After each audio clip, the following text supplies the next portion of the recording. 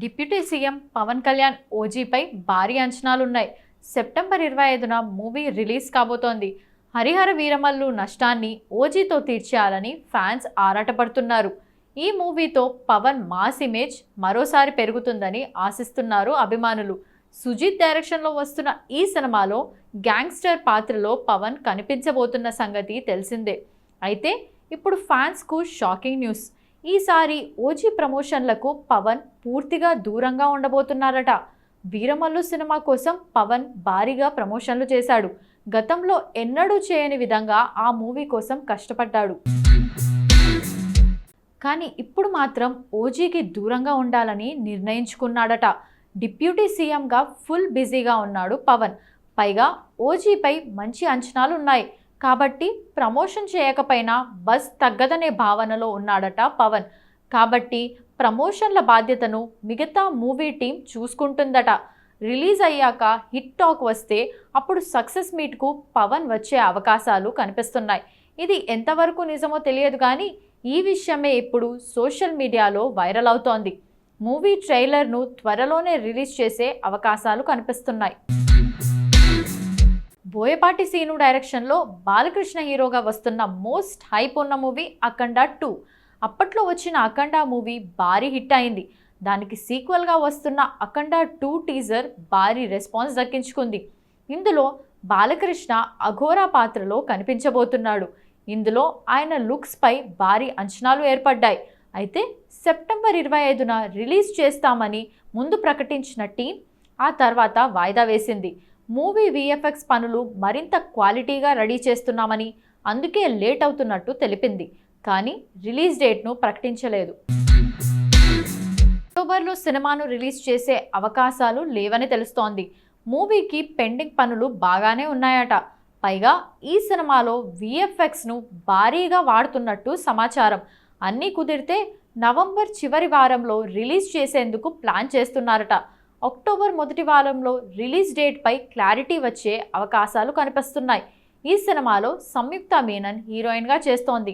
బాలకృష్ణ అఘోరా పాత్ర ఈ సినిమాకే హైలైట్ కాబోతున్నట్టు తెలుస్తోంది. ఆ పాత్ర వేరియేషన్స్ వేరే లెవెల్లో ఉంటాయని ప్రచారం జరుగుతోంది. విజనరీ డైరెక్టర్ శంకర్తో సినిమా అంటే భయపడిపోతున్నారు హీరోలు.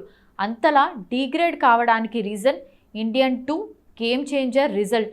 ఏళ్లపాటు చెక్కిన ఈ సినిమాలు బాక్సాఫీస్ బాంబ్స్గా మారడమే కాకుండా శంకర్ మేకింగ్ అండ్ టేకింగ్ పై డౌట్స్ పడేలా చేశాయి. ఇండియన్ 2 దెబ్బకు రణ్వీర్తో తీయాలనుకున్న అపరిచితుడు రీమేక్ షెడ్డుకు వెళ్తే భారతీయుడు 2 వంటి ఫ్లాప్ మూవీకి సీక్వెల్ చేసుకుంటున్నాడు. ఇంత ఫేమ్ తెచ్చుకున్న శంకర్ సిచ్యువేషన్ ఇలా ఉంటే నిన్న కాక మొన్న వచ్చిన అదితి పరిస్థితి మరోలా ఉంది. టాలీవుడ్ ఎంట్రీ తండ్రికే కాదు కూతురు అదితికి కలిసి రాలేదు. అలా అని తమిళంలో ఏదో మ్యాజిక్ చేసేసిందని కాదు, అంతా డొల్లే. 2 ఇయర్స్ గ్యాప్ తీసుకొని ఈ ఏడాది బ్యాక్ టు బ్యాక్ చిత్రాలు దించేసింది అదితి. కోలీవుడ్లో నెసప్పియా, తెలుగులో భైరవంతో ప్రేక్షకులకు టెస్ట్ పెట్టింది అదితి.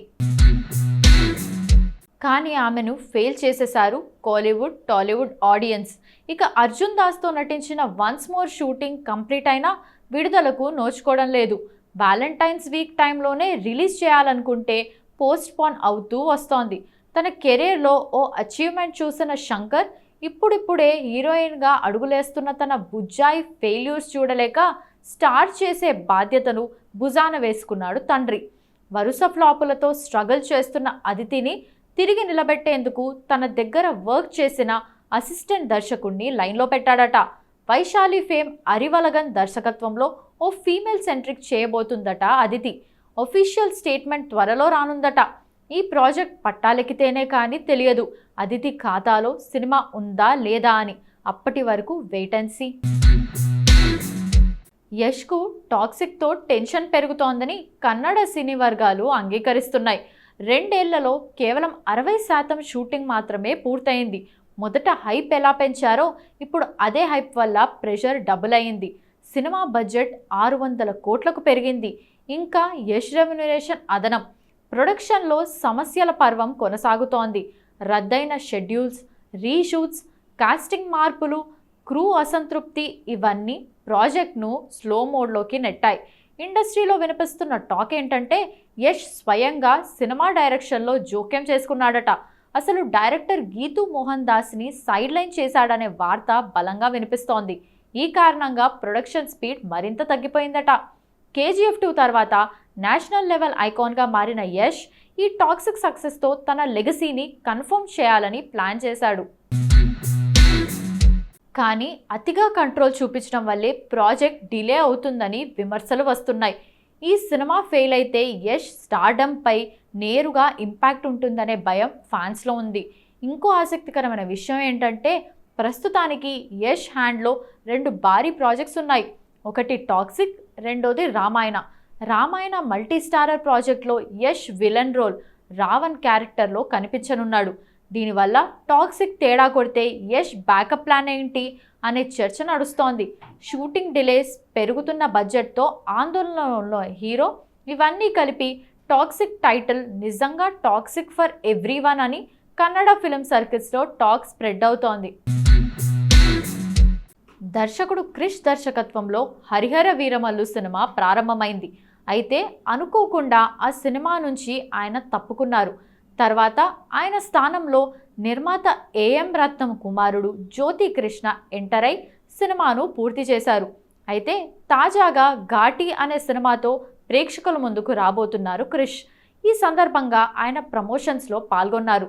ఈ సందర్భంగా మీరు మొదలుపెట్టిన హరిహర వీరమల్లు సినిమా ఆలస్యం కావడానికి కారణమేంటి, మీరు దర్శకుడిగా తప్పుకోవడానికి కారణమేంటి అనే ప్రశ్న ఎదురయ్యింది. దానికి ఆయన స్పందించారు. అనుకోని పరిస్థితుల వల్లే నేను చేసిన సినిమా ఆలస్యమైంది. మాకు అన్ని కథలు కంచికి చేరాలి అనే కోరిక ఉంటుంది, కానీ కొన్ని కథలు ముగించలేం. హరిహర వీరమల్లుకు అలాగే జరిగింది. ఆ విషయంలో నాకు బాధగా ఉంది. మాకు ఏఎం రత్నం గారంటే అపారమైన గౌరవం. ఆయన ఒక visionary film maker.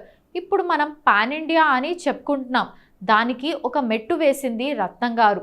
Pawan Kalyan guarantee నాకు చాలా ఇష్టం, చాలా గౌరవం.